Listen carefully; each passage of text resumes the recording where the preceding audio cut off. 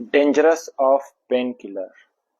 Today I was conducting a consultation. एक mail था, उसके स्पाइन में स्ट्रेच फ्रैक्चर था।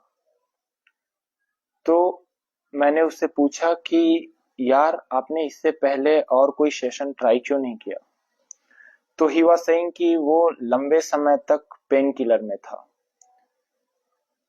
तो उसने कहा कि मुझे कुछ फील नहीं हुआ। मैंने कहा कि फील नहीं हुआ यार, ऐसे कैसे।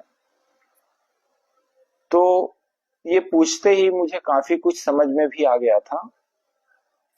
देखिए, जो लोग पेन किलर में रहते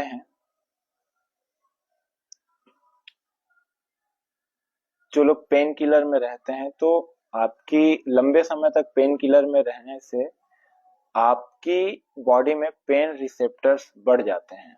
पेन रिसेप्टर्स बढ़ जाते हैं का मतलब ये होता है कि अगर आप लंबे समय तक पेन किलर में हैं, तो बॉडी में बॉडी अगर थोड़ा सा भी आपका पेन होता है ना, तो वो आपको ज्यादा लगने लगता है।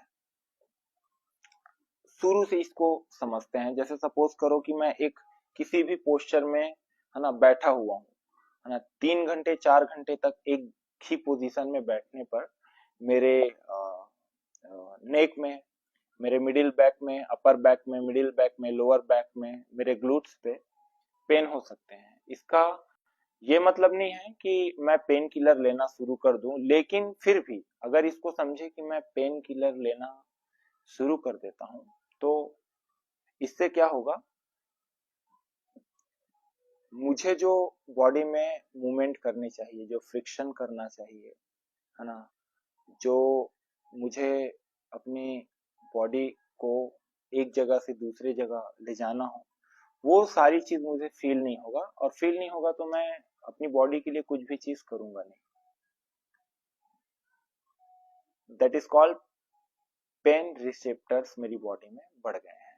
मतलब मेरी बॉडी में पेन तो हो रहा है, मुझे हिलना डुलना चाहिए, बॉडी में कोई फ्रिक्शन करनी चाहिए, मूवमेंट करना चाहिए, है ना, ब्लड फ्लो कहीं ना कहीं रिस्ट्रिक्ट हो रहा है, उसके लिए कुछ ना कुछ चीजें मुझे करनी चाहिए। इसके अलावा भी काफी सारी चीजें हैं मुझे करनी चाहिए, बट मैंने I am depending on only pain killers. तो इससे पेन रिसेप्टर्स बढ़ जाएंगे। अब पेन रिसेप्टर्स बढ़ गए तो एक समय के बाद जब पेन का, ड्रग का इफेक्ट वेयर ऑफ होएगा, तो आप चौंक जाएंगे। लोग चौंक जाते हैं जब अचानक ड्रग का इफेक्ट वेयर ऑफ होता है, तो लोग चौंक जाते हैं कि ये क्या हुआ।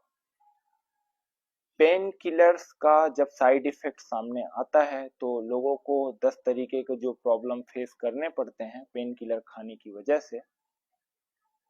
क्योंकि होता क्या है कि पेन को पेन इज अ टीचर, वो आपकी मदद करने के लिए आया हुआ है।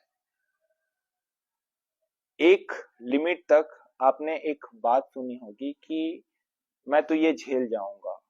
अगर आप चीजों को झेल जाते हो, तो वो कहीं ना कहीं आपको हेल्प करता है उतने वेयर ऑफ जो पेन आपकी बॉडी में हो रहा है उसको सहने की कैपेसिटी को, बॉडी की सेल्फ हीलिंग कैपेसिटी को।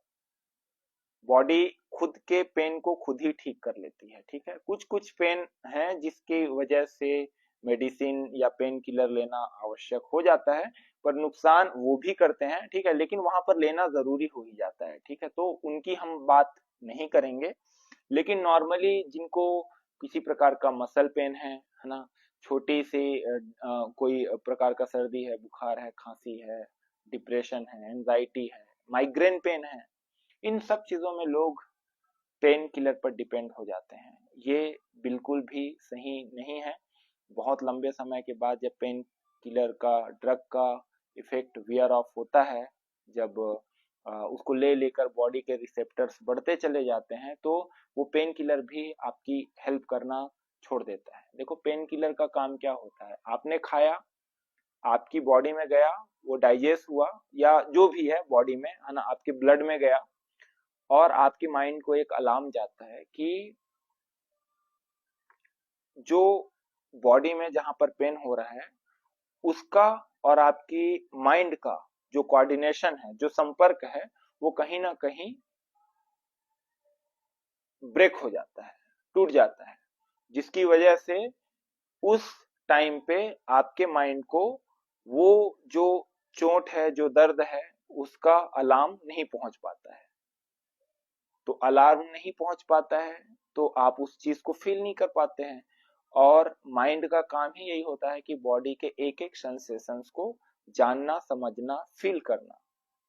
जब आप उसको किसी केमिकल रिएक्शन के थ्रू ब्रेक करने की कोशिश करते हैं,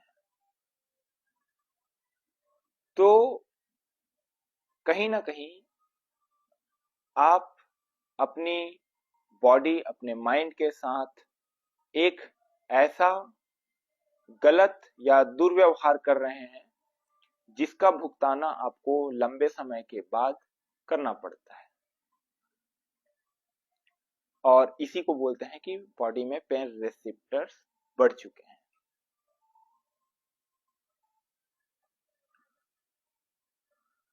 तो अब करना क्या है इसके लिए? देखिए, सिंपल सी चीज है कि पेन किलर जो आप ले रहे हैं, ठीक है, तो उससे बढ़िया है कि झेलने की कैपेसिटी जितना ज्यादा से ज्यादा हो सके। किसी बंदे को, है ना, किसी पर्सन को अगर बुखार होता है, सर्दी होता है, खांसी होता है, जुकाम होता है, या और भी कई तरह के प्रॉब्लम होता है, तो वो बोलता है कि मैं झेल लूंगा।